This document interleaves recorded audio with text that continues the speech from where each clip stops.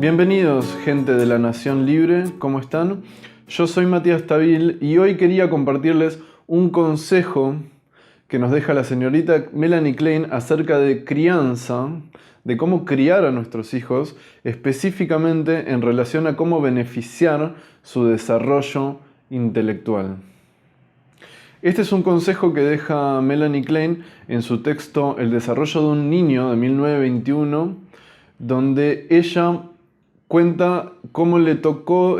hacer como una especie de experiencia de acompañar casi como una crianza psicoanalítica en el desarrollo de un niño que en el historial se llama Fritz.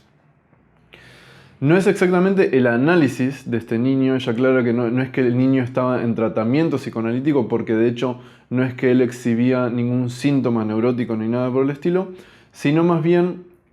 acompaña psicoanalíticamente la crianza de este niño y sí interviene en algún momento donde aparece alguna cuestión neurótica, pero en últimas cuenta el desarrollo intelectual y emocional de este niño y cómo fue beneficioso para él este estilo de crianza que sigue el consejo que vamos a explorar hoy y que no está basado solo en la experiencia con este niño, sino que Melanie Klein lo basa también en la experiencia de su tratamiento con niños neuróticos y con adultos neuróticos, donde ve que hubo algún tipo de falla en relación a estos puntos y que el psicoanálisis podría funcionar como una especie de profilaxis, es decir, para prevenir que se genere una neurosis o algún otro trastorno más grave en el desarrollo. Entonces, el consejo que da Melanie Klein para beneficiar especialmente intelectualmente, dice en este caso, y también emocionalmente, pasa a estar muy entrelazado, es ser completamente honesto o lo más honesto posible con el niño en relación a su impulso de saber. Es decir, contestarle lo más francamente posible todas las preguntas y dudas que el niño va teniendo a lo largo de su infancia y que en un momento vieron que es muy común que los niños empiecen a preguntar sobre todo y les dé curiosidad el origen de todo y cómo funcionan las cosas. Y esto obviamente también vinculado a la exploración de cuestiones de la sexualidad, que esto es algo que en psicoanálisis se observa mucho. Los niños me parece tienen especial curiosidad con respecto a la sexualidad en general e incluso a veces cuando las preguntas no parecen estar del todo relacionadas con la sexualidad, uno podría inferir que de trasfondo hay una pregunta sexual inconsciente que está en juego. Y el consejo que da Melanie Klein, que de hecho es algo que compartí en el Instagram de Asociación Libre hace algunas semanas, la frase resumiendo, digamos, la idea que vamos a explorar hoy en más detalle, era que justamente se conteste lo más honestamente y abiertamente, francamente, las preguntas y curiosidades que tiene el niño a lo largo de su desarrollo y que esto beneficiaría mucho su desarrollo emocional y sobre todo intelectual. ¿Por qué es que se da esto? Bueno, ella hace hincapié de que hay dos factores que son claves para que el niño tenga un buen desarrollo intelectual. Primero va a decir que tiene que haber una buena fluidez con el contraste con la realidad. Es decir, para que se vaya armando lo que en psicoanálisis se llama el principio de realidad, que significa básicamente poder tener cierto reconocimiento de la realidad, criterio de qué es lo posible, qué es lo que no es posible. Obviamente podemos hacer un montón de argumentación con respecto a este punto de qué es la realidad. Existe una realidad objetiva, cada uno tiene su realidad subjetiva y entiendo que hay un montón de grises y relativizaciones con respecto a esto, pero también al mismo tiempo me parece que todos podemos identificar la importancia que tiene no solo quedándose uno fantaseando con respecto a ciertas cosas, o cómo cuando uno piensa las cosas, después cuando las quiere poner en juego en la realidad, cuando quiere probar su ejecución, se encuentra con cosas que no había pensado, le toma mucho más tiempo, encuentra obstáculos, tiene que replantearse cosas, entra en las sutilezas de lo que va pasando y este constante interjuego con la realidad que va curtiendo la fantasía, que va corrigiendo los errores de nuestro pensamiento y de cómo concebimos la realidad, es clave para tener un buen criterio de realidad y saber cómo funciona el mundo. Esto es súper clave para el psicoanálisis, sobre todo diría freudiano y post-freudiano, este constante interjuego y curtimiento de la fantasía para obtener un mayor principio de realidad. Esto, por ejemplo, Ferenczi le da muchísima bola y dice, por ejemplo, que el estadio más alto, digamos, al que aspira el intelecto es el pensamiento científico, que obviamente es el tipo de pensamiento que intenta reflejar la realidad lo mejor posible. Obviamente, en esto también es importante que sabemos, digamos, que la realidad puede ser confusa, ¿no? Que como dijimos, que está abierta a interpretación, que depende mucho de la subjetividad o de la lectura que se puede hacer y que es difícil decir esto es la realidad objetiva, yo entiendo ese punto. Y sobre todo diría que lo que tratamos en psicoanálisis, o por lo menos lo que yo trato mucho en psicoanálisis cuando trabajo con pacientes o incluso en mi propia vida, es poder identificar esos puntos donde la fantasía y la realidad se confunden. ¿Sí? Porque, por un lado, como dijimos, cuando uno, por ejemplo, quiere hacer algo y dice, bueno, voy a hacer, suponete, este video. Voy a prepararlo, voy a resumir el texto, voy a sacar las ideas principales, voy a filmarlo, voy a editarlo y lo voy a subir. En todo ese proceso, lo que usualmente sucede es que yo me doy cuenta de que me lleva más tiempo, o menos también puede ser, pero en general diría que me lleva más tiempo del que yo había pensado, y de hecho a lo largo de todos estos años de hacer videos puedo calcular con un poco más de precisión cuánto me puede llegar a llevar a hacer un video, ¿no? Es lo mismo cuando tengo que preparar alguna clase o alguna cosa que uno quiere hacer. Siempre en fantasía es un poco más simple de lo que se encuentra en la realidad. A veces es al revés, a veces en la fantasía es más complejo de lo que se encuentra en la realidad y la realidad era más simple, ¿no? Entonces, ir generando esa distinción entre lo que es fantasía y realidad es importante. Ahora, hay veces que nos damos cuenta de esa diferencia, pero hay veces donde fantasía y realidad están como muy unidas, ¿no? Y es lo que sucede muchas veces con lo que llamamos los fantasmas neuróticos o fantasmas, digamos, en cualquiera de las estructuras, donde una interpretación de la realidad queda fijada independientemente de si eso es lo que está sucediendo, y hay como una especie de indiferenciación entre la realidad y la fantasía. Y es necesario en esos casos trabajar en análisis detalladamente y poder empezar a pesquisar y delimitar qué elementos pertenecen a la realidad y qué elementos pertenecen a la fantasía. Y a veces en la vida de uno mismo también sucede que uno se encuentra con determinadas situaciones que se las vuelve a encontrar una y otra vez en la vida, en distintas épocas, con distintas personas, en distintos vínculos, en distintos ámbitos incluso. Y entonces uno podría preguntarse, dada a la repetición, ¿será que esto está sucediendo en la realidad y de la realidad siempre me repite la misma situación? ¿O hay algo que yo tengo que elaborar que evidentemente me hace interpretar la realidad de esta forma, o que fantasiosamente lo imprimo en la realidad o incluso genero en la realidad, ¿sí? Son cosas que uno con trabajo, con repetición, empieza a identificar y trabajar en los análisis, y que justamente influye en esta diferenciación de lo que es la realidad y la fantasía, súper clave para un mayor intelecto. En segundo término, vamos a explorar los conflictos emocionales que ponen un freno a la pulsión investigadora, a nuestro impulso de saber, que va a decir Melanie Klein es innato en los niños,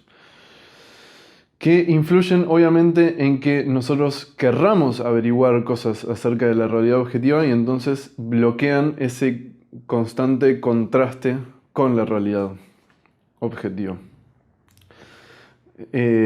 Como dijimos, dejemos para otro día el debate de la realidad objetiva o no. Melanie Klein va a decir que cuando se obstaculiza el impulso de saber, esta avidez de respuestas, estas ganas de hacer preguntas y de entender bien qué es lo que sucede, que es tan natural en las personas, Melanie Klein va a decir que esto afecta nuestro intelecto de dos formas. Va a decir que se puede dar que se reprima la profundidad del intelecto, es decir, que se entienda que si uno explora un problema en profundidad, entonces se puede encontrar con cosas prohibidas, con cosas angustiantes, con cosas pecaminosas. Entonces la pulsión investigadora queda limitada a explorar la profundidad de los elementos y solo se mantiene en la superficie. Y esto obviamente no solo aplica a alguna cosa en profundidad, sino más bien a el conocimiento en general. Entonces va a decir Melanie Klein que esto da lugar a dos tipos clásicos de personas que tienen este tipo de represión en su pulsión de saber, que sería, por un lado, el tipo talentoso, va a decir, una persona que parece reflejar como mucha facilidad para ciertas actividades, en ciertas áreas, pero que sin embargo fracasa cuando tiene que ejecutar. Entonces es un tipo de persona que es talentosa, que evidentemente tiene condiciones naturales para destacarse, pero cuando tiene que entrar en la profundidad de la ejecución, en los detalles, en la minuciosidad del métier, de donde se está metiendo, fracasa, ¿no? Esto es muy común. Por ejemplo, podríamos pensar una persona que tiene mucha facilidad para la música. Esto yo lo he, de hecho, visto mucho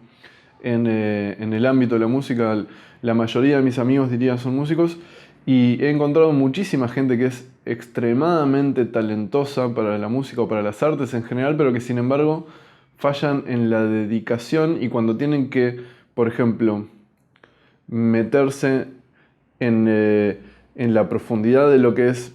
dedicarse a un proyecto musical, hay muchos detalles que directamente prefieren no abordar. Es como si quisieran mantenerse en la superficie de lo que es la fantasía de ser un músico o dedicarse a determinada tarea. Y a veces los detalles, la profundidad, lo más real de lo que es dedicarse a eso es un poco menos ideal, un poco menos de la inspiración que baja y es sentar el culo y hacer cosas muy concretas o encontrarse con dificultades, tener que pensar ciertas cuestiones para resolver problemas de composición, de técnica, cosas que vayan apareciendo, y en esos puntos aparece una ansiedad que no les permite abordarlo, entonces tienen que abandonarlo y se mantienen siempre en la superficialidad y un poco, yo diría, en la fantasía de lo que podría llegar a ser, pero que nunca lo pueden concretar porque para concretarlo tienen que entrar en las profundidades, en los detalles, en las minuciosidades de ese métier. Otro tipo que describe Melanie Klein en relación a la represión de la profundidad del impulso de saber es el tipo de persona que es una típica persona práctica, es decir, que tiene mucha facilidad y entendimiento para las cosas de la vida cotidiana, más tangibles, lo más, podríamos decir, tridimensional del mundo, pero que sin embargo tiene una especie de aversión y no termina de poder conectar con las profundidades de cualquier tema. Por ejemplo, podríamos decir, no es capaz de hacerse una pregunta filosófica. No es capaz de explorar sus emociones en profundidad, o sus vínculos en profundidad, o sus elecciones de vida en profundidad, u otro tipo de preguntas que van más hacia lo profundo y se quedan en la superficialidad de la vida práctica. Melanie Klein, como dijimos, dice Esto es porque inconscientemente la persona siente que si se mete en esos conflictos profundos va a encontrar algo muy angustiante, algo prohibido, algo pecaminoso, entonces prefiere evitarlo y así queda limitada su capacidad intelectual y emocional. Otro tipo de perjuicio que puede haber en relación al intelecto, según Melanie Klein, con la represión del impulso de saber, es la represión no de la profundidad, sino de la amplitud. ¿Sí? No de la profundidad, sino de la amplitud. Esto significa que la persona ha conquistado cierta área donde puede desarrollar, donde puede darle lugar a su impulso de saber, ha conseguido tener un lugar donde puede meterse lo más profundo que pueda y satisfacer así sus ansias de conocer, pero hay una represión acerca de hacerse preguntas nuevas, de explorar nuevas áreas, nuevos territorios, entonces pareciera que la persona solo tiene interés por ese tema y no puede explorar nada más. Y acá describe también Melanie Klein dos tipos típicos de este tipo de perjuicio de área afectada por la represión del impulso de saber. Por un lado está el tipo investigador, que es la persona que parece tener solo interés por un tema en específico y sabe todo acerca de ese tema y no para de explorar solo ese tema en su vida, mientras todas las otras áreas de la vida parecen no tener interés. Debo decir que este tema de la represión de la amplitud me resuena mucho más con lo que podría hacer yo, tipo, no sé, investigando psicoanálisis, básicamente dedicando toda mi vida a investigar esto. Y no diría que reprimo otras áreas de interés porque, de hecho, me interesan un montón de cosas, pero me relaciono mucho más con esto que con la represión de la profundidad, diría. Yo diría que si yo tengo una represión con respecto al impulso de saber, creo que tiene que ver más con el tema de la amplitud que la profundidad. Y de hecho diría que me relaciono más con el segundo tipo que plantea Melanie Klein de cuál es cómo afecta la represión a la amplitud, que es el tipo de persona que es una persona cultivada, pero poco práctica. Esto quiere decir una persona que puede explorar en profundidad no solo un tema en específico, sino varios temas y puede encontrar nuevas verdades y hacer como grandes descubrimientos, de hecho, pero que tiene cierta aversión con respecto a las cosas prácticas, como las cosas más concretas, banales de la vida, parecen costarle mucho más y parece bastante ingenuo con respecto a ellas en relación sobre todo a la capacidad de profundidad que tiene con respecto a temas mucho más complejos, ¿no? Uno pensaría, si podés resolver este tema súper complejo, ¿por qué no podés entender este tema que es mucho más concreto, más práctico y uno diría más simple? Bueno, en esos casos, Melanie Klein plantea de que aparentemente hay una represión con respecto a las cosas concretas, las más prácticas, las más tangibles, las más del mundo tridimensional, porque ahí se ve algún tipo de peligro que la persona quiere evitar.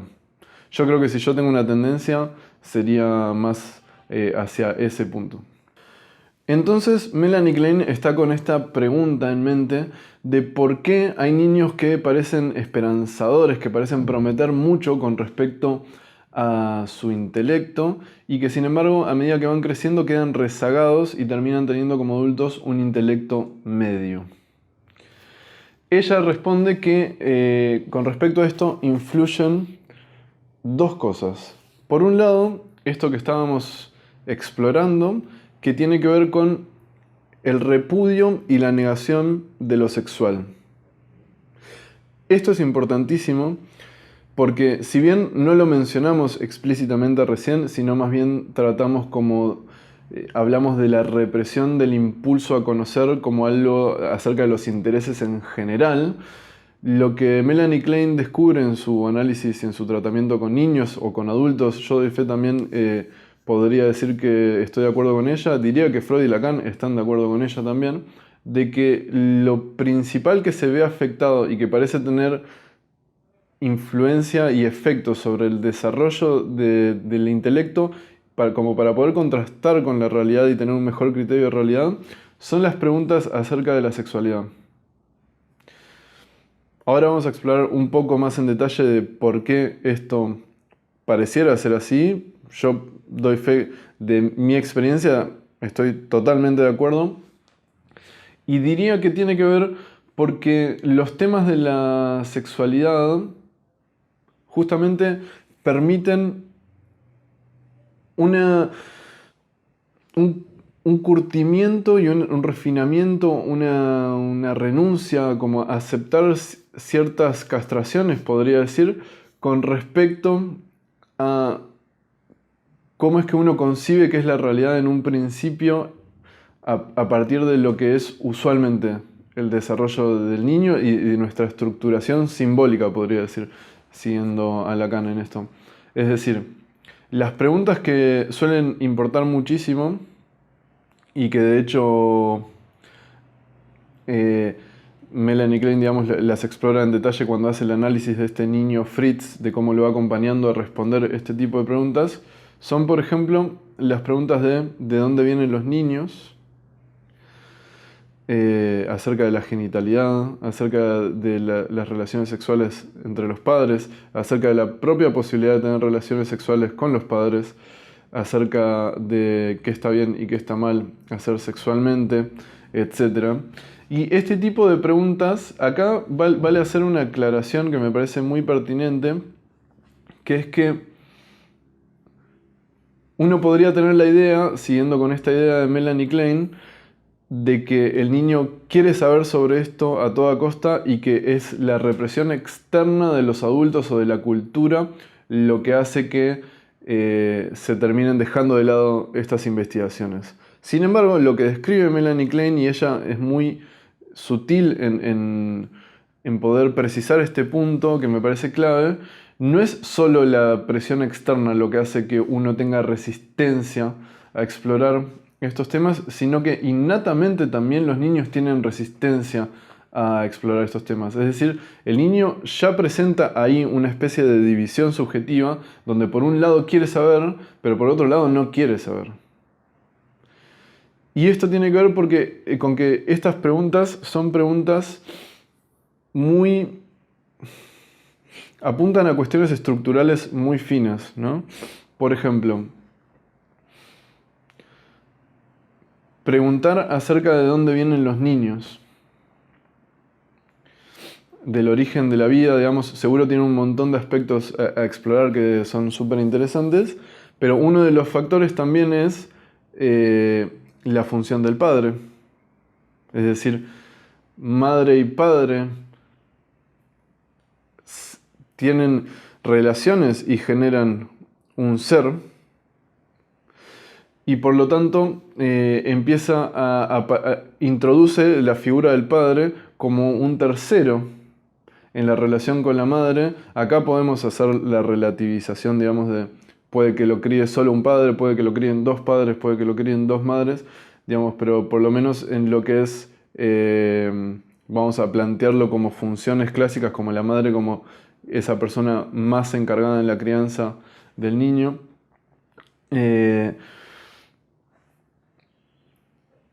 La introducción del tercero, que es el padre, esto lo podríamos decir siguiendo a Lacan, introduce un corte en esa simbiosis con la madre. Entonces, enterarse de que la madre desea al padre, de que tuvo relaciones con él, de que en realidad a él no le está permitido ser la pareja sexual de la madre o del padre, sino que ellos son sus parejas sexuales y que su sexualidad más bien tiene que quedar un poco limitada hasta que sea adulto. Todo este tipo de restricciones y de cortes en el entendimiento de la realidad, estos cortes que estructuran simbólicamente la realidad, van curtiendo el narcisismo fuertemente y van realizando un mayor entendimiento de la realidad y permite también tener un mayor criterio de realidad. Por ejemplo, Melanie Klein va a plantear de que una de las primeras cosas que tiene que darse para tener un criterio de realidad, esto también lo plantea Freud distintamente, es justamente poder establecer esta distinción de ¿dónde termino yo? ¿Dónde empieza mi mamá? Que es la primera relación con el mundo externo. Entonces, poder delimitar este yo y este no yo influye en nuestro criterio de realidad, y cuando esto falla a una temprana edad, cuando no se establece, por ejemplo, esta terceridad, cuando queda muy difuso el límite entre madre e hijo, se produce lo que se llama un trastorno psicótico, donde el sujeto no puede diferenciar del todo lo que es interno de lo que es externo y termina reapareciendo en la realidad cosas que son internas y el sujeto considera que existen ahí. Es decir, no está la posibilidad de hacer un corte estricto entre los objetos internos y los objetos externos, diciéndolo en teoría de relaciones objetales. Entonces, este tipo de preguntas son súper castratorias porque, por un lado, producen este corte, esta castración entre madre e hijo, por ejemplo, súper importante. Introduce la función del deseo, introduce esta idea, por ejemplo, que Lacan retoma mucho en su metáfora paterna, en su teorización del Edipo, de cómo mamá no me desea solo a mí, es decir, hay otros objetos que ella puede desear, o incluso podría decir,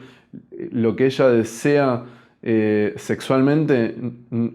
yo no puedo satisfacerlo, sino que lo satisface otra persona. No estoy en condiciones, aún por mi prematurez biológica, de satisfacer el deseo sexual de mi madre, aún debo esperar y no puedo competir en ese sentido con mi padre. Todo este tipo de cosas que retoma Lacan como preguntas que tiene que pasar el niño son sumamente castratorias y van curtiendo la fantasía y creando una mejor adaptación a cierto criterio de realidad. O lo mismo también, incluso no solo de la propia castración de todo este tipo de cosas, sino también de decir cómo nuestros padres, que son seres tan ideales, hacen cosas prohibidas y pecaminosas y sucias como es la sexualidad. O sea, mi madre disfruta de esto, por ejemplo. Bueno, todo este tipo de cuestiones son sumamente importantes de poder integrar, y Melanie Klein va a decir que con criterio y con cautela, digamos, cómo se lo expresa, es beneficioso poder compartirle la realidad y no escondérsela al niño con respecto a estas cuestiones, obviamente cuidando las formas, yo diría, ¿no? Y Melanie Klein también lo da por supuesto. Ahora, una aclaración que también quería hacer con respecto a este tema de la importancia de la investigación sexual del niño y de no ocultarle fenómenos, de compartirle lo más francamente posible este tipo de cuestiones, está en que eso no significa que sea aconsejable una sexualidad irrestricta. Esto es importantísimo, porque lo que por lo menos yo he explorado en la clínica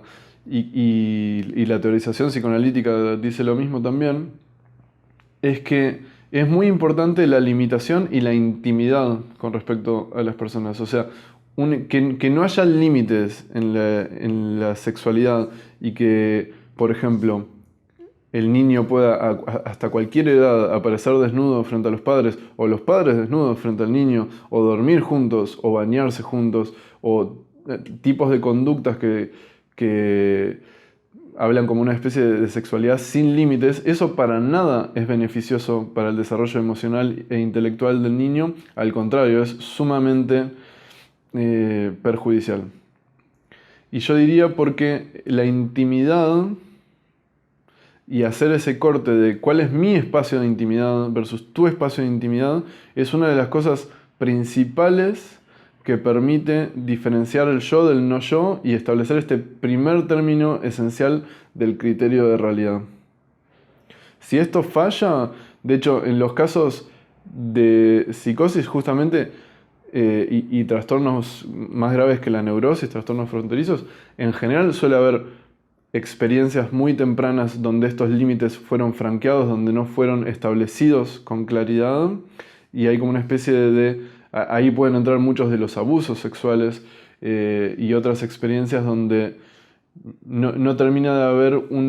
reconocimiento de la intimidad del sujeto y se ve un poco arrasada por la voracidad de los impulsos sexuales de los padres. Esto es sumamente perjudicial. Entonces, esto lo quería aclarar porque me parece que es importante poder mantener un fino balance, y esto es un tema quizás para debatir y para encontrar, no sé si hay una regla específica, pero esto de la intimidad creo que es importante, de cómo poder no ocultar las realidades de la vida sexual, cómo poder responder a las preguntas que el niño tiene innatamente y satisfacer su curiosidad para permitirle y no reprimir su impulso de saber, pero al mismo tiempo cuidar las formas, mantener esos límites y respetando la intimidad del sujeto, la intimidad de los padres también, y cuidando, digamos, que esta sexualidad que aún no está en condiciones de ser puesta en juego expresamente como si lo va a estar cuando llegue a la adultez. Eso me parece importante aclararlo. Ahora, el segundo factor que va a decir Melanie Klein que influye en que quede rezagada la intelectualidad, o sea, otra cosa perjudicial acerca de cómo puede afectar este impulso de saber, es no solo el repudio y la negación de la sexualidad o de ciertas cosas, es decir, Melanie Klein, no solo el retiro del interés acerca de esto, no solo prohibirle o decirle no podés saber acerca de esto,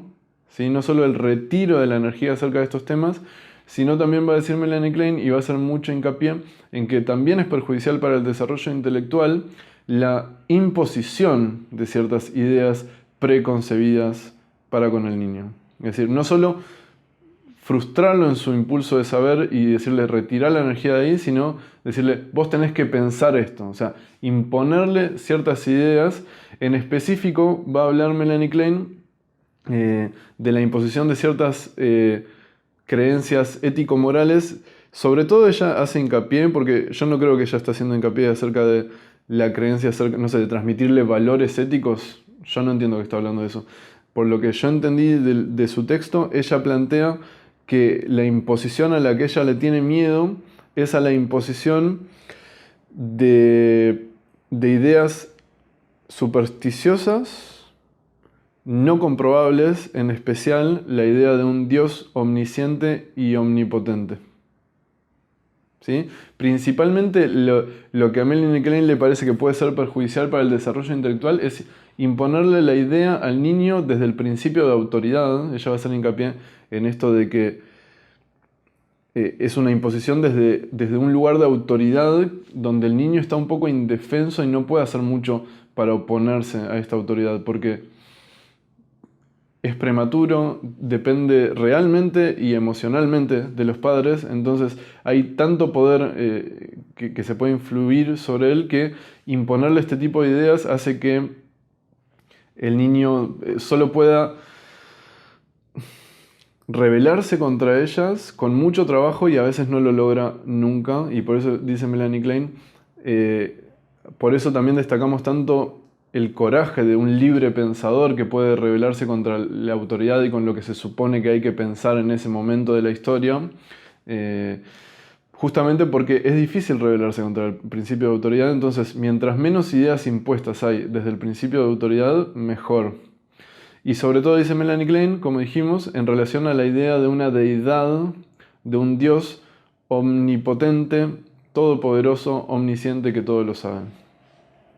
¿Por qué? Va a decir Melanie Klein que esto es peligroso. Va a decir que hay dos factores que hacen que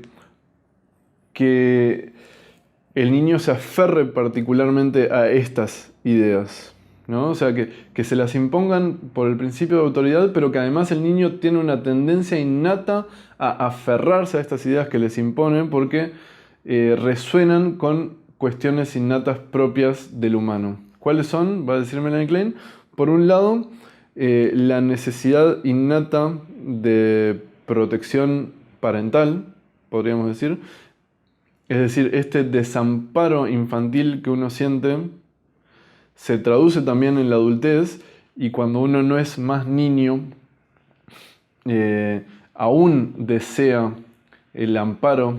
parental, el amparo de un padre, de un ser todopoderoso, y obviamente la idea de un Dios como el que acabamos de describir responde un poco a esta necesidad. Y de hecho Melanie Klein dice, esto es lo que desarrolló Freud en Un recuerdo infantil de Leonardo da Vinci, entre otras cosas, esta idea de cómo nuestro desamparo emocional en la niñez continúa en épocas más tardías y nos hace querer creer en algo más grande que nos cuida y que es todopoderoso y omnisciente. Y por otro lado, el segundo factor que influye a que uno quiera creer en la idea de Dios, cosa que a Melanie Klein le parece perjudicial en relación al criterio de realidad. Discutible todo esto, yo entiendo, no quiero entrar en cuestiones de las creencias de la gente que está viendo acá, porque además hasta yo diría que tengo mi creencia, no sé si en Dios, pero en una especie de... Bueno, ya he hablado, digamos, de mi vínculo con el taoísmo, por ejemplo. Bueno, volviendo a lo que dice Melanie Klein con respecto a esto,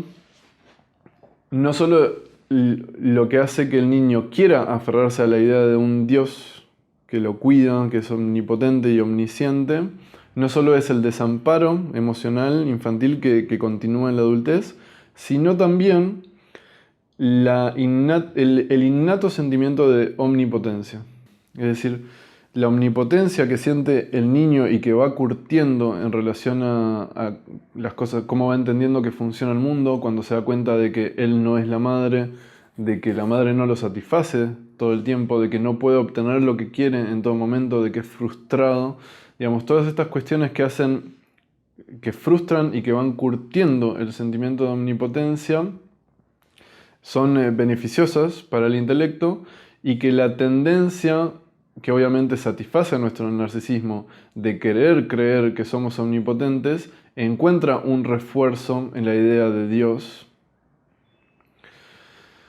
Yo entiendo que por dos razones. Por un lado, porque más allá de que uno pueda pensar de que uno no es omnipotente, que exista la idea de un ser omnipotente ya es como hacer que continúe la omnipotencia en algún punto, y más si estamos conectados con ese Dios y nos cuida. De alguna manera nuestra omnipotencia encuentra apoyo en esa otra omnipotencia y puede justificar que continúe un sentimiento un poco más graduado a menos, digamos, de omnipotencia, pero que en últimos términos sigue siendo tal. Y por otro lado va a decir Melanie Klein que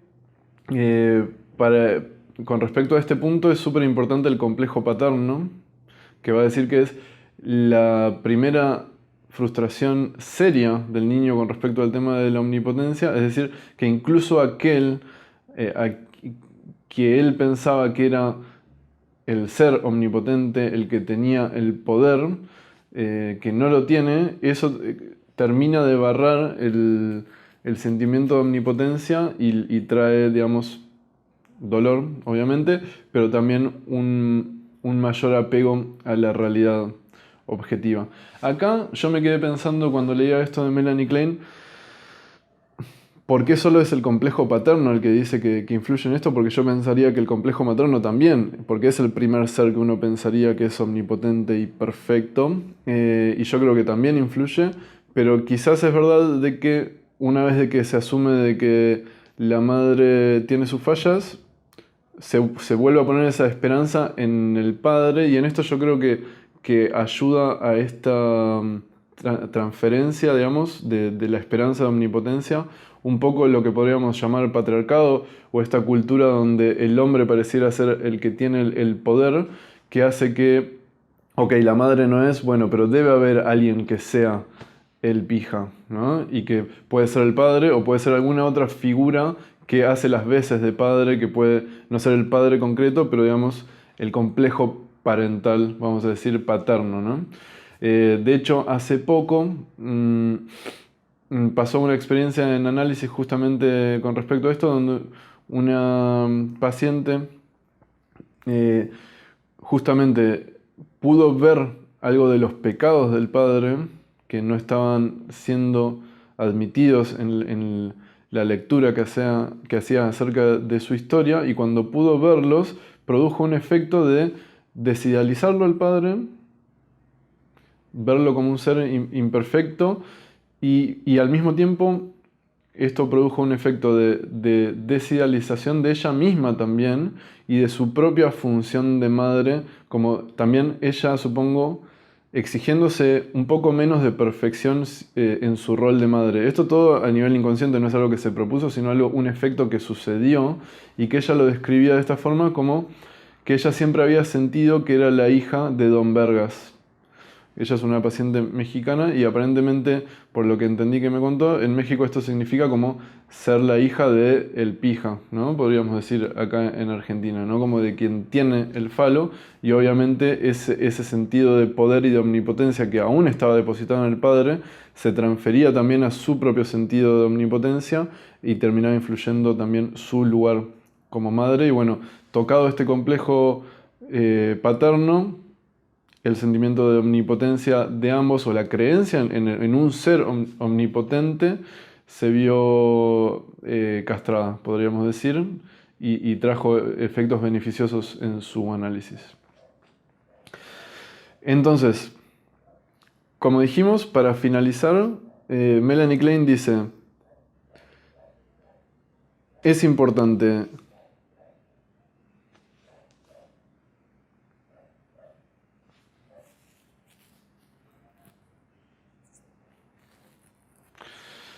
Entonces, para resumir este tema acerca de la idea de Dios, va a decir Melanie Klein que la idea de un Dios omnipotente y omnisciente aparta al sujeto de considerar la realidad objetiva, le hace reprimir el reconocimiento de cosas obvias y concretas más tangibles, y es perjudicial para su desarrollo intelectual y emocional, y, y que es difícil, digamos, superar esta imposición, esta idea, justamente a la imposición desde el lugar de la autoridad que se da en una temprana infancia. Dice incluso Melanie Klein que muchos pensadores y filósofos no pudieron abandonar nunca la idea de un Dios omnisciente y omnipotente, aún siendo personas sumamente inteligentes, y ella atribuye esto a que al poderoso influjo que tiene el principio de autoridad en épocas tempranas de la vida, donde el sujeto está muy desamparado y no tiene los elementos como para poder oponerse a estas ideas impuestas, y perduran toda la vida o son relegadas con mucho esfuerzo. Va a decir Melanie Klein, esto me había olvidado, lo quiero agregar, que a partir de estas ideas impuestas es ventajoso, digamos, los niños que tienen una mayor capacidad intelectual pueden un poco empezar a cuestionar estas ideas bajadas de línea de la autoridad, porque aunque el principio de autoridad es muy fuerte, las ideas tienen que pasar la prueba de realidad en algún momento, y el niño que es suficientemente vivo e inteligente puede un poco decir, che, esto no se comprueba en la realidad, y si tiene esa habilidad intelectual y además la valentía de poder cuestionarlo, entonces con mucho esfuerzo puede superar estas ideas impuestas, pero, va a decir Melanie Klein, no es fácil. Entonces, para finalizar, para concluir, vamos a decir que Melanie Klein lo que plantea es que es beneficioso para el desarrollo intelectual, sobre todo, que tiene mucho que ver con el emocional, obviamente, del niño, para que llegue a ser un adulto con su capacidad intelectual fully developed, completamente desarrollada, o ponerle la menor cantidad de barreras emocionales. Eso significa no reprimir sus impulsos de saber acerca de cuestiones sexuales, de cualquier tipo de cuestiones, pero principalmente sexuales es lo que suele afectar el impulso a conocer, es decir, no retirar la energía de ese impulso que va hacia esos lugares, ni tampoco imponerle ideas preestablecidas desde el principio de autoridad, ya que ambas cosas terminan perjudiciando el impulso de saber y por lo tanto también el intercambio fluido con la realidad para poder generar un criterio de realidad, un principio de realidad más afilado. Bueno, en fin, muchísimas gracias por acompañarme en este video. Me encantaría saber qué les pareció, déjenlo en los comentarios y si quieren que hable de alguna otra cosa, déjenlo también. Muchísimas gracias y la continuamos la próxima sesión.